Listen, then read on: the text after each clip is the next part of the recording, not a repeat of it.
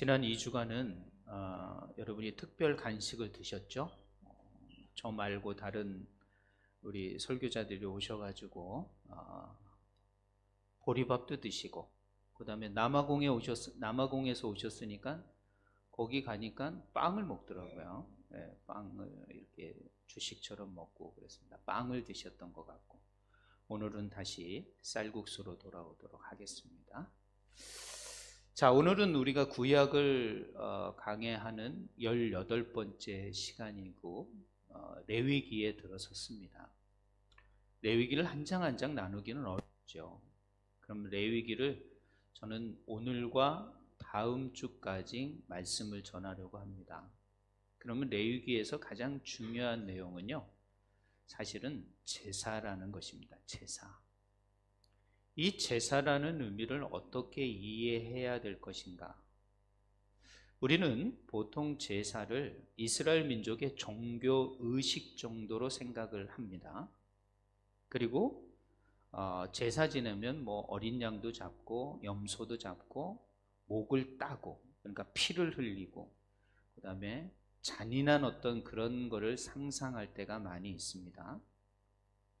요즘은 또 동물보호법이라 그래가지고 동물을 그렇게 잔인하게 죽일 수 없거든요.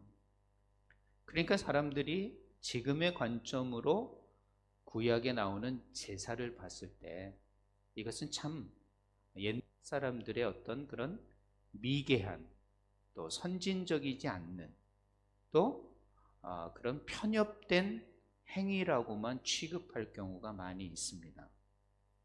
한마디로 말해서 원시적인 그런 행동이다, 이렇게 취급하는 경우가 많이 있습니다.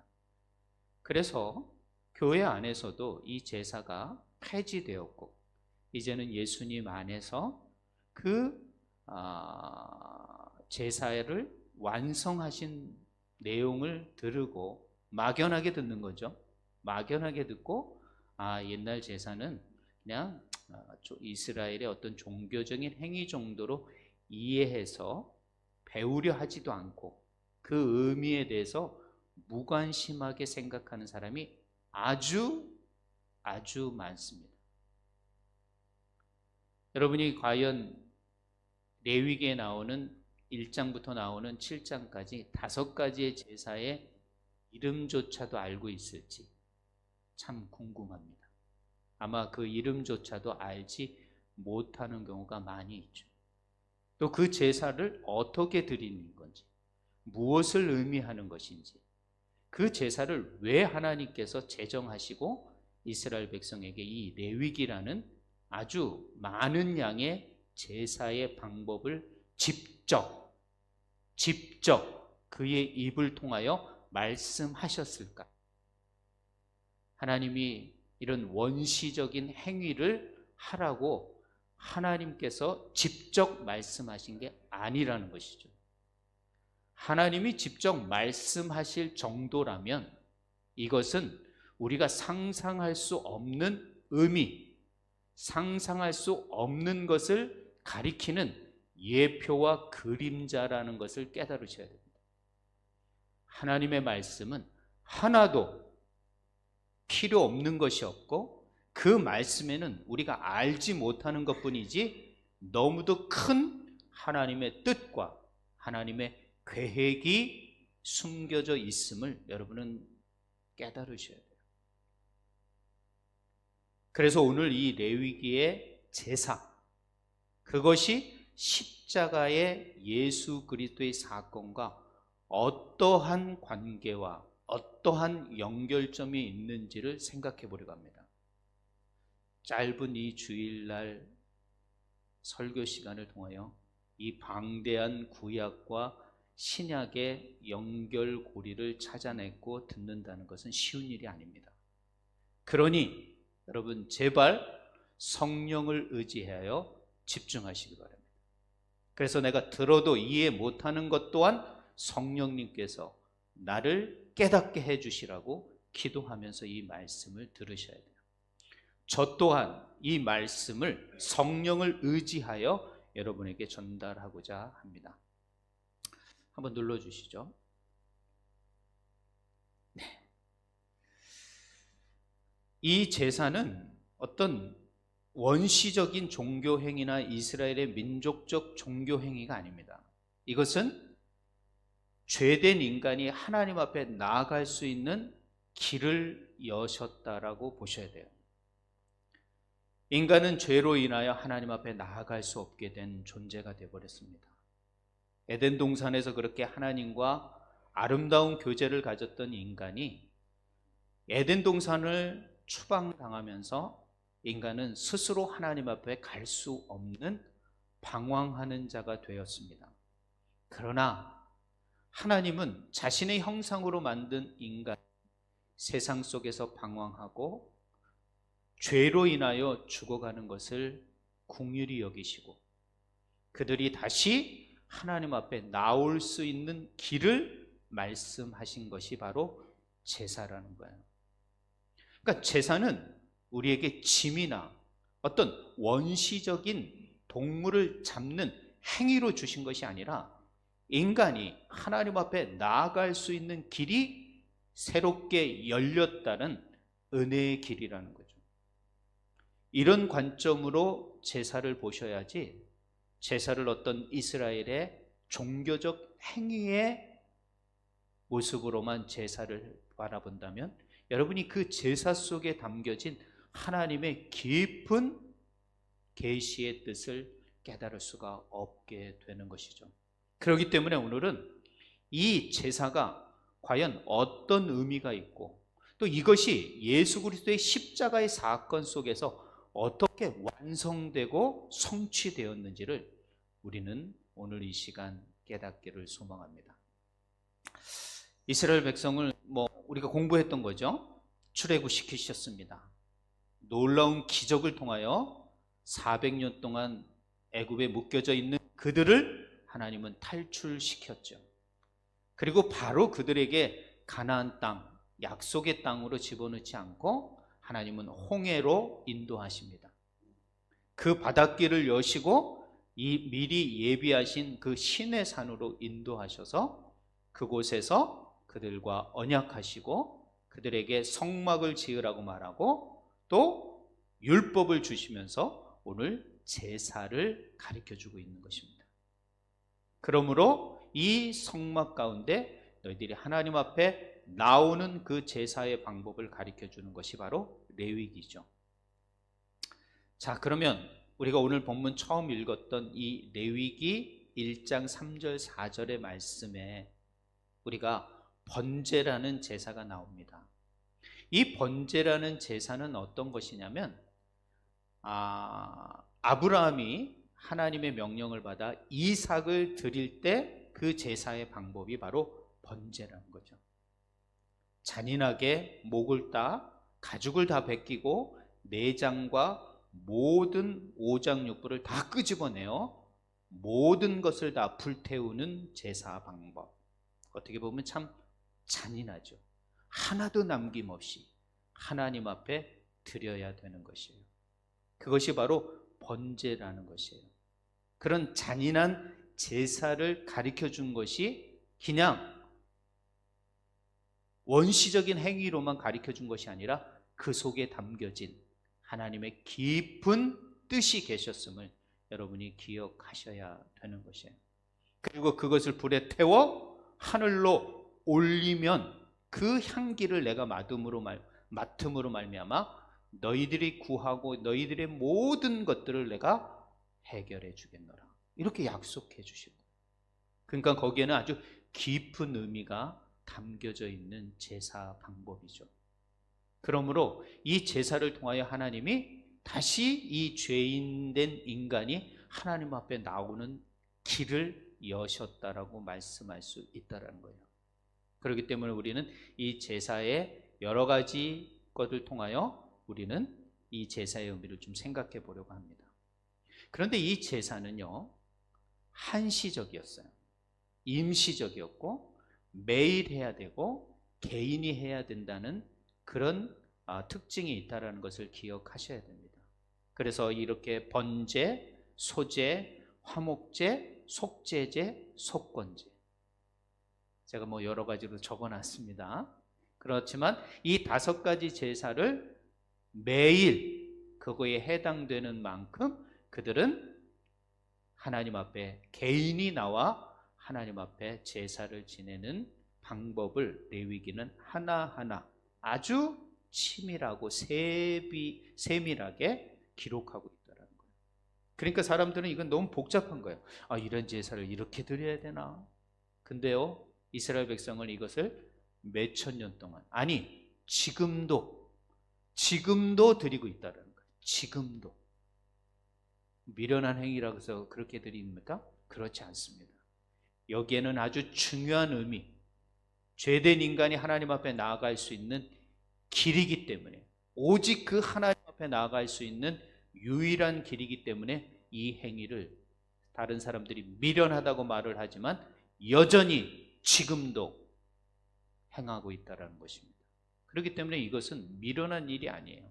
하나님이 정하신 거기 때문에 여기는 아주 중요한 의미가 숨겨져 있다는 것이죠. 그런데 우리는 성경을 통하여 그것을 깨닫게 된다는 것이죠. 자, 그럼 먼저 한번 제사 5가지를 여러분에게 좀 설명드려야 될 것 같아서 설명드리겠습니다. 번제는 아까 말씀한 것처럼 모든 것들을 다 불태워서 하나님 앞에 드리는 제사입니다. 자, 이것을 하나님께서는 다른 의미로 말하면 온전한 헌신이다 라고 보시면 돼요. 내가 하나님 앞에 온전하게 헌신한다, 이 제사가 바로 번제라는 것이에요. 이 번제는 하나님 앞에 마음을 전적으로 드리는 것이에요. 그러므로 이 번제의 의미는 바로 헌신입니다. 하나님 앞에 나의 모든 것들을 드리는 순종과 헌신. 예수님이 바로 그렇게 삶을 살았다는 거예요. 십자가에서 자신의 모든 것, 생명까지 하나님 앞에 헌신한 그의 마지막 헌신, 그게 바로 십자가의 사건이라는 것이죠. 그러므로 예수님은 자신을 드림으로 말미암아 온 인류를 향하신 하나님의 뜻을 성취하시게 되는 것이죠. 여러분, 번제의 제사를 드리는 마음을 갖는다, 이 말은 여러분의 삶 전체를 내가 어떠한 모양이든 어디에 있든지 헌신하겠다라는 것이에요. 드리지 못할 영역이 없는 거예요. 모든 영역의 삶을 내가 하나님을 위해서 내 삶을 드리겠습니다 라고 헌신하고 순종하는 고백이 바로 번제였다라는 것이에요. 그러면서 이스라엘 백성이 이 번제를 드리면서 내가 온전히 나의 모든 것을 삶을 통하여 하나님 앞에 헌신하겠습니다 하고 결단하는 시간, 고백하는 시간, 하나님 앞에 나와서 그 제사를 통하여 그렇게 고백하는 시간이 바로 번제라는 거예요. 두 번째는 소제가 있습니다. 이 소제는 곡식으로 드리는 건데요, 여기에는 감사예요.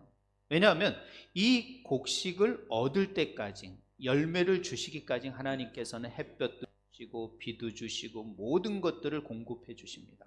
그 모든 것들을 통하여 얻어진 이 열매를 통하여 하나님 앞에 드리면서 가져야 할 마음, 바로 감사라는 것이죠. 이 감사라는 것은요, 표현이 되어져야 됩니다. 표현되어지 않는 감사는 감사가 될 수가 없습니다.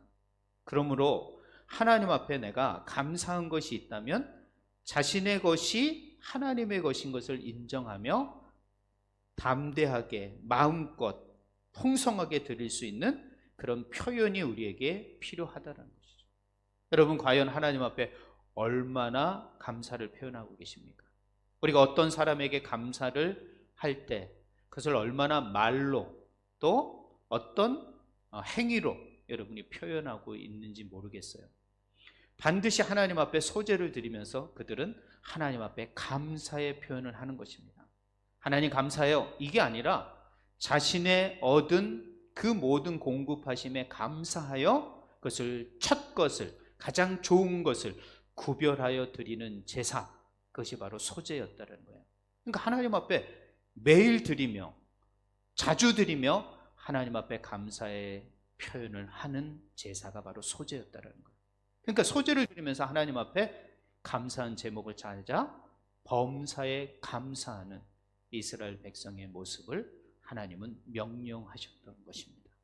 그렇기 때문에 여러분도 여러분 삶 가운데 감사가 있으셔야 돼요. 신약 성경도 말하지 않습니까? 범사에 감사하라. 모든 것에 감사하라는 거예요. 감사하는 사람은요, 삶의 모습이 다르죠. 특별히 하나님 앞에 감사하는 사람은요, 모든 것에 감사할 수 있는 사람이 되는 것입니다. 보이지 않는 하나님 앞에 감사하는 사람이 진짜 감사 표현하는 사람 아니겠습니까? 사람 앞에서만 그냥 립싱크로 감사하다고 말하지 말고 정말 감사하다면 그 표현이 돼야 되는 거예요. 그게 바로 소재였다는 거죠. 세 번째는 화목제입니다. 화목제는 이 말 자체가 화목하는 거예요. 화목은 상대가 있는 거예요. 즉 하나님과 인간이 죄로 인하여 화목할 수 없을 때 이 화목제를 통하여 하나님과 인간이 화목될 수 있도록, 그리고 그 화목을 통하여 평화를 누리고 또 그 아름다운 관계를 나누는 것, 이것이 바로 화목제의 목적입니다. 그러니까 하나님 앞에 화목제를 드리면서 하나님, 내가 하나님 앞에 나아갈 수 없었는데 하나님께서 이렇게 이 제사를 통하여 하나님 앞에 나아갈 수 있고 하나님과 평화를 누리며 하나님의 평안이 내 안에 임할 수 있게 하심을 너무도 감사드립니다. 그리고 더 나아가서는 그 공동체 안에서도 화평을 누리고 화목되어지는 것. 그래서 사실은 화목제는 다른 말로 peace, 평화라는 단어가 있습니다. 평화예요, 평화. 그래서 기독교를 평화의 종교라고 말하고 예수님을 평화의 주님이라고 말하는 거예요. 인간과 하나님이 함께 하나 될 수 없을 때, 화목될 수 없을 때 예수님이 그 중간에 자신의 희생과 보혈의 피로 말미암아 인간과 하나님을 화목되게 하신 제물이 되셨다라는 의미가 바로 이 화목제의 목적이라는 거예요. 그래서 누군가가 화목하지 못할 때 하나님, 내가 누구의 관계가 참 어그러져 있습니다. 공동체 안에서도 참 어렵습니다. 하나님, 그러면서 화목제를 드리면서 하나님, 이 관계가 다시 한번 회복되게 해 주십시오. 하나님의 관계가 회복될 뿐만 아니라 우리의 공동체 안에서의 모든 관계 또한 회복되게 해 주십시오. 혹시 여러분 가운데 아직도 어떤 사람과 어떤 가족과 화목하지 못하고 용서하지 못하고 손 내밀지 못하는 그 누군가가 있습니까? 그럴 때 이 화목제를 통하여 하나님, 이 막혔던 관계가 화목되게 해 주십시오. 평화를 유지하게 해 주십시오. 라고 드리는 제사가 바로 화목제였다는 거예요. 그리고 예수님은 그 십자가에서 인류 모두에게 하나님 앞에 화목될 수 있는 화목제물이 되셨다라고 신약은 말하고 있는 거죠. 또 하나의 제사는 속죄제입니다. 이 속죄제는 말 그대로 죄를 속해 주는 거예요. 자신이 부지중에 지은 죄나 하나님 앞에 실수와 넘어짐이 있을 때 하나님 앞에 용서를 구하는 것, 이거 바로 속죄제라는 거예요. 이것도 매일 드려야 돼요. 매일 죄를 드렸다면 매일 드려야 되고 반복적으로 드려야 되는 것입니다. 다른 말로 신약적으로 말하면 회개라고 볼 수 있는 것이에요. 자신의 죄를 인지합니다. 자신의 죄를 인지하지 못하는 사람은 진정한 회개를 할 수가 없습니다. 그렇기 때문에 반드시 여러분의 죄가 무엇인지를 알아야 됩니다. 근데 죄가 무엇인지 알려면 그 죄의 기준을 말하는 하나님의 말씀을 알지 못하면 이게 죄인지 죄 아닌지를 알 수가 없는 거예요. 그래서 하나님의 말씀을 배우는 것은 내가 죄를 인식할 수 있고 판단할 수 있고 이 죄를 인식함으로 말미암아 하나님 앞에 회개로 나갈 수 있게 되는 거예요. 그게 바로 속죄제인 거예요. 그러니까 많은 사람은 자신의 죄를 인지 못하는 사람은 속죄제를 안 하죠. 그러나 자신의 죄를 인정하는 사람, 자신의 죄를 인지한 사람은 하나님 앞에 나아가 속죄제를 드렸던 것이 바로 구약의 속죄제입니다. 그럼 신약에는 이게 뭐죠? 바로 회개라는 거예요. 나의 죄를 인지하게 됩니다. 나의 죄를 인지할 때 하나님, 이게 죄군요. 하나님 앞에 나아가 그것을 용서를 구하시는 거죠. 그러나 지금은 옛날 제사처럼 매일 구하지 않아도, 매일 짐승을 잡지 않아도 된다라는 것이죠. 그러므로 어떻게 되는 거예요? 새로운 시작이 되는 거죠. 죄, 옛 것은 지나갔으니 이제 새로운 것이 됐다. 옛 죄는 해결되었으니 이제 새로운 출발이죠. 근데 살다 보면 또 죄를 짓게 되는 거죠, 우리가. 그렇기 때문에 날마다 회개, 그게 구약적인 의미가 그대로 신약에도 와 있는 거예요. 제사만 지내지 않을 뿐이지 그 의미와 그 상징적인 건 그대로 와 있다는 것을 여러분이 기억을 하셔야 돼요. 그래서 예수 그리스도의 십자가의 사건은 인류 모든 죄를 해결하시는 거예요. 여러분이 과거와 현재와 미래에 지을 모든 죄, 그리고 그 속죄제의 마음을 가지고 회개로 나오는 모든 사람의 죄를 이미 해결해 주신 죄. 사실 이거는 뭐 다른 쪽으로 말하면 원죄에 해당되는 거죠. 여러분의 원죄 부분을 해결해 주는 것이 속죄제의 것입니다. 자, 그러면 날마다 지은 이 자범죄의 죄를 어떻게 해결할까? 한 가지의 제사가 또 있습니다. 속건제라는 거예요. 이것도 바로 속죄해 주는 건데, 자신이 누구의 관계 속에서 어떤 죄를 짓거나 또 다른 사람에게 피해를 입힐 때 하나님 앞에 제사로 나아가야 되는 거예요. 우리가 인간관계 속에서 이런 경우가 얼마나 많이 있습니까? 자신의 실수와 잘못으로 인하여 누군가에게 피해를 줄 때 반드시 이 속건제에는 책임이란 단어를 기억하셔야 돼요. 책임, 배상을 해야 되는 거예요. 값을 치러야 되는 거예요. 그래서 죄의 값을 예수님께서 십자가에서 지불하셨다, 이 말이 바로 속건제에 해당되는 거예요. 예수님이 여러분의 죄값, 여러분이 지불해야 할 모든 실수와 실패의 값을 대신 지불해 주셨다는 거예요.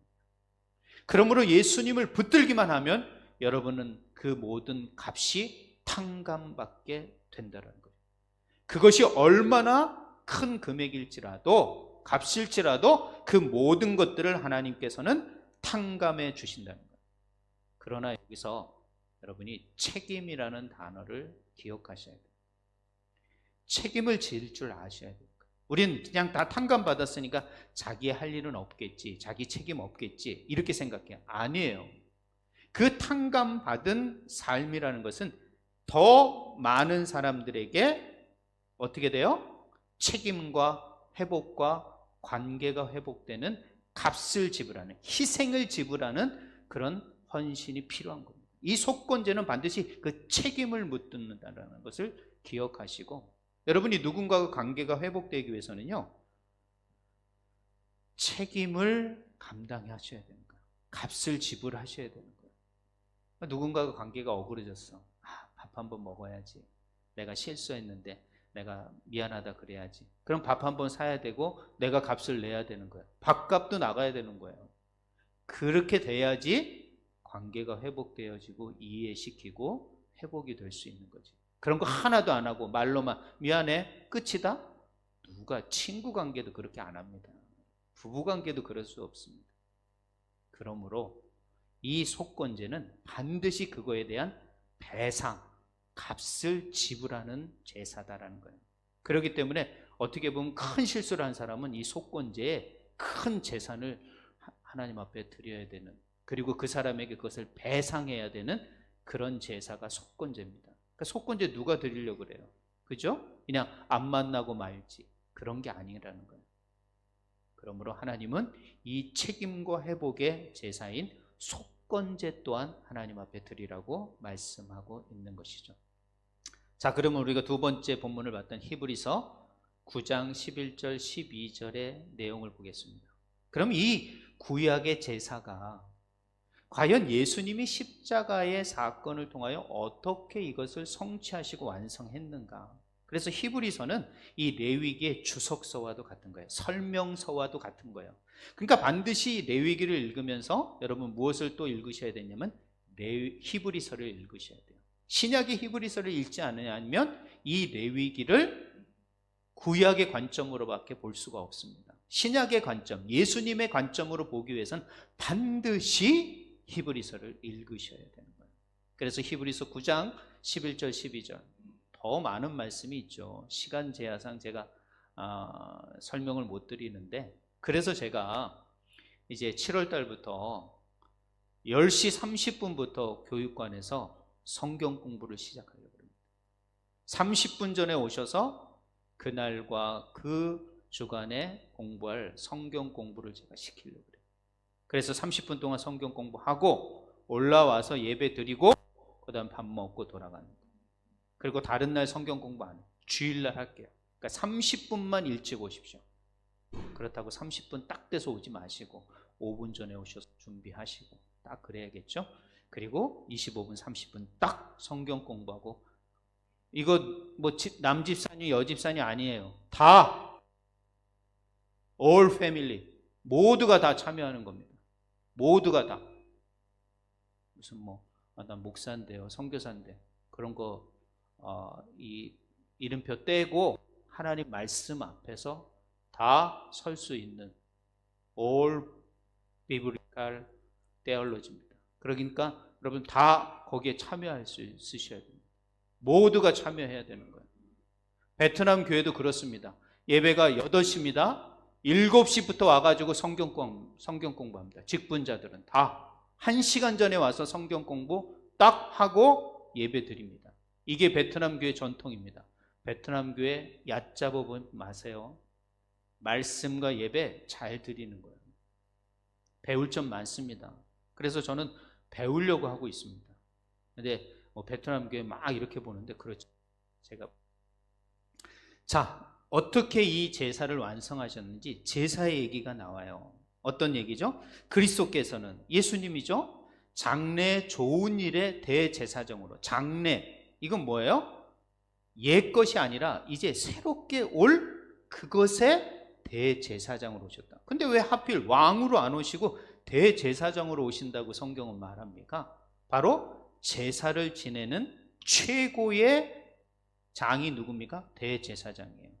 대제사장이 이 모든 번제와 소제와 화목제와 속죄제와 속건제를 대제사장이 감당하는 거예요. 민족을 위하여, 이 이스라엘 백성 전체를 위하여.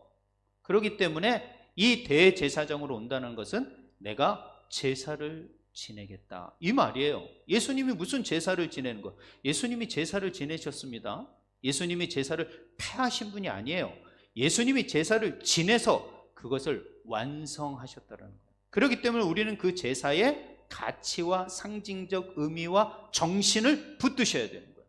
그러지 않고서는 예수님이 이 드린 제사에 대해서 여러분 전혀 무지한 존재가 되어버리는 거예요. 그냥 여러분 마음대로 사는 거예요. 예수님이 얼마나 이 대제사장으로 이 제사를 완성했는데 그 의미도 모르고 그 정신도 모르면서 예수님을 쫓아간다? 말도 안 되는 소리죠. 그러므로 대제사장으로 오사 뭐예요? 혼으로 짓지 아니하고 창조에 속하지 아니한 더 크고 온전한 장막, 즉 자신이 성전이 된 거죠. 장막으로 말미암아 염소와 송아지의 피로. 보세요. 염소와 송아지라는 것은 매일 드리는 이 5가지 구약의 제사의 동물들이었습니다. 이것으로 하지 않는다는 거. 이제 즉 구약의 제사는 이제 나로 인하여 폐지가 될 것이다. 그렇게 말하는 거예요. 그러면 그 염소와 송아지를 대신할 제물은 무엇이냐? 여기 나오잖아요. 오직 자기의 피로. 자신이 제물이 되겠다라는 거예요. 자신이 제물이 되어 모든 인류의 죄와 허물을 내가 해결하겠다. 화목하게 하겠다. 그리고 그 죄를 속하겠다. 그 책임과 값을 지불하겠다. 지금 그렇게 말씀하시는 거예요. 자기로 인하여. 그리고 영원한 속죄. 구약의 속죄는 하루였습니다. 그 효력이 하루밖에 안 갔단 말이에요. 다음날 죄를 지면 또 동물을 가지고 와 하나님 앞에 제사를 지내야 됐는데 예수님의 이 속죄 사건은 뭐다? 영원한 것이었다는 것. 그 효력이 영원한 것이라는 것이야. 그러니 예수 그리스도의 이 속죄의 십자가를 붙들지 않고서는 여러분의 죄 사함은 하루도 못 가는 거예요. 예수 그리스도의 십자가의 속죄 사건을 붙들어야지 그 사건이 영원하여 주님 앞에 섰을 때 내가 너의 죄를 묻지 않겠노라. 이렇게 돼버리는 거예요. 영원한 속죄를 이루사, 그리고 매일 드리는 제사가 아니라 나오지 않습니까? 단번에, 한 번에. 그게 바로 십자가의. 그러니까 구약의 제사는 어떤 그림자로서 실제적인 무엇인가 나타나는 것을 지금 상징하고 있다는 거예요. 이미 몇천 년 전에 하나님의 말씀 속에서 그 그림자와 그 예표가 주어져 있었다는 거예요. 그러므로 우리는 예수 그리스도의 십자가 사건이 이 5가지 제사로 완성되고 성취됐다는 것을 깨닫게 되는 거죠. 그게 바로 예수 그리스도의 십자가 사건이라는 거예요. 그러니까 예수 그리스도의 십자가 사건을 붙들지 않고 하나님 앞에 나아간다, 하나님의 은혜를 구한다, 내 죄가 속하여졌고 내 책임의 문제의 값을 지불했고 화목해지고 관계가 좋아진다? 안 된다는 거예요. 오직 예수 그리스도의 십자가를 붙들고 하나님 앞에 나아가 화목과 죄사함과 그 값을 지불하는 평화를 누리게 되는 것입니다. 예수 그리스도의 십자가를 믿음으로 붙들지 않는 사람은 절대 여러분의 죄의 문제와 하나님과의 모든 화목의 관계가 해결될 수 없다라는 것을 지금 히브리서는 말하고 있는 거죠. 한 장을 우리가 더 봤죠? 10장 주의해 드리겠습니다. 뭐라고 됐습니까? 그 후에 말씀하시길 하나님의 뜻을 행하러 왔나니. 예수님은요 자신의 뜻을 행하러 온 게 아니에요. 하나님의 뜻을 행하러 와서 첫 것을 폐하셨다. 첫 것이 뭡니까? 여기서 말하는 바로 구약의 제사죠. 이제 구약의 제사를 내가 폐하겠다. 폐한다는 건 의미가 없어진다는 거죠. 완성되어지면 첫 것은 끝난 거죠. 그럼 완성의 행위가 뭐냐? 둘째 것을 세우려 하십니다. 둘째 것이 뭐예요? 그럼 새로운 제사 방법을 제시해 주셔야 되는데 제시해 주지 않고 십자가가 바로 두 번째 것이다 라고 지금 말하고 있는 거예요. 그러면서 설명을 합니다. 그 뜻을 따라 예수 그리스도 몸이에요. 짐승의 몸을 잡듯이 이 예수 그리스도의 몸을 드려야 돼요. 정신, 마음을 드리는 게 아니에요. 몸을 드려야 되는 거예요. 몸을. 그래서 십자가 위에 올라가신 거예요. 그래 자신의 육신의 몸을 다 찢기고 피를 쏟아낸 겁니다. 저게 몸이 아니고 정신이고 영혼이라면 예수님 충분히 그렇게 하실 수 있어요.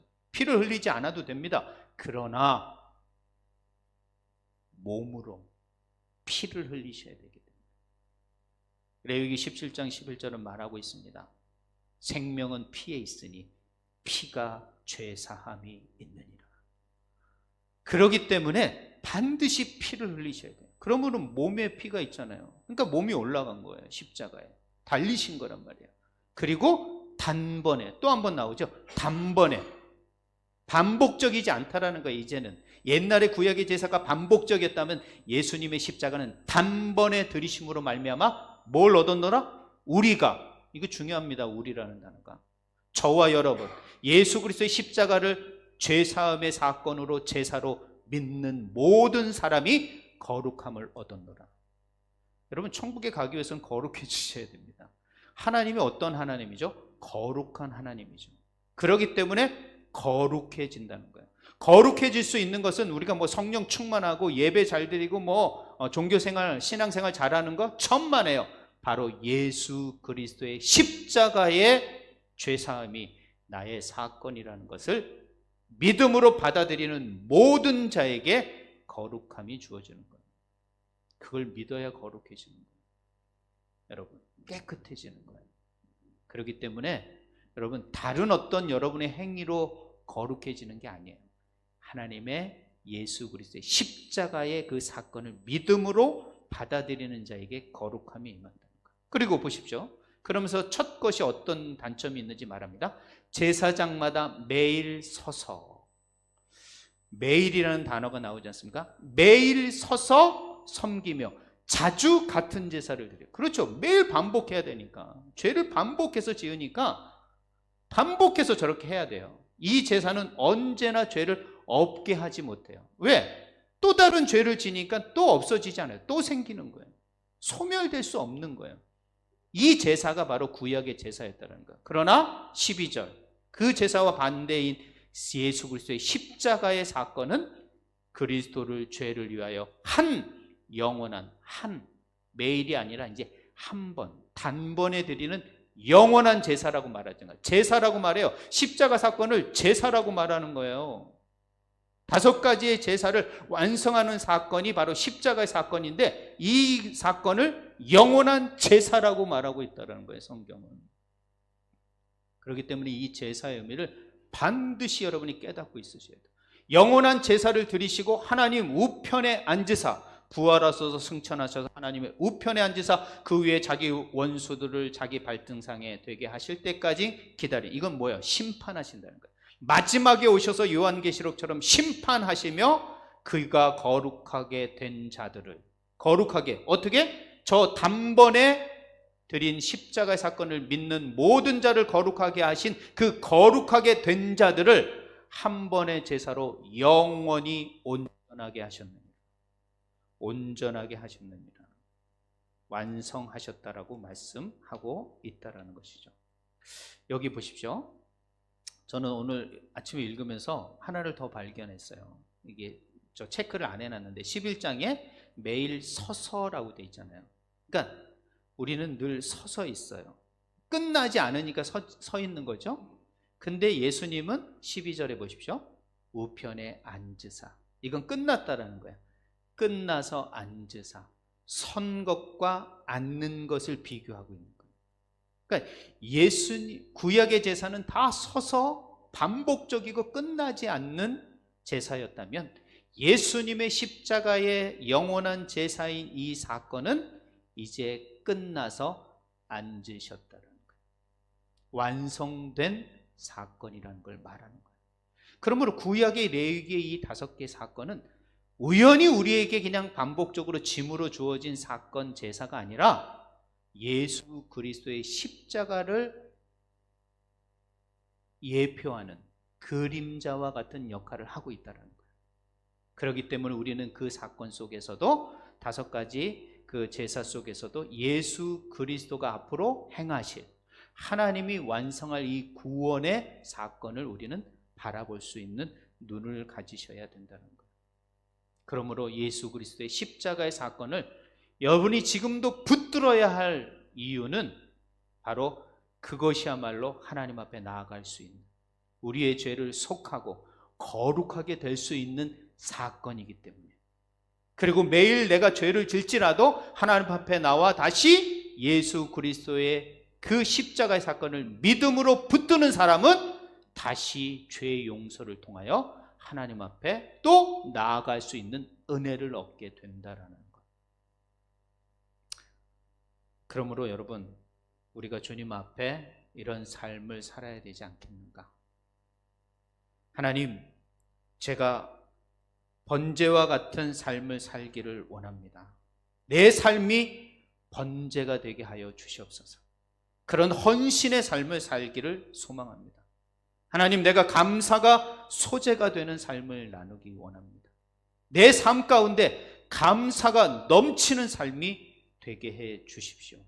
하나님, 저를 화목제 드리는 삶으로 이웃과 화평하는 삶을 살길 원합니다 하는 화목제의 삶을 드리겠다고 결단하며, 하나님, 내 죄를 회개하고 새롭게 출발하는 속죄제의 사람이 되길 원합니다.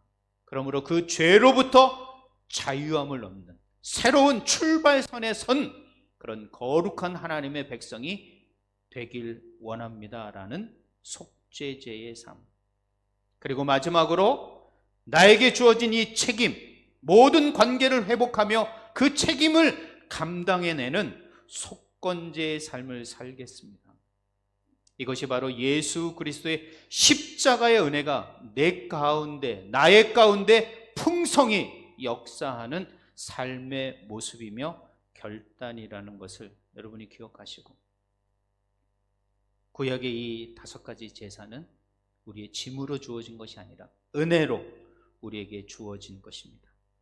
그리고 십자가의 사건이 그 모든 것들을 완성하셨습니다.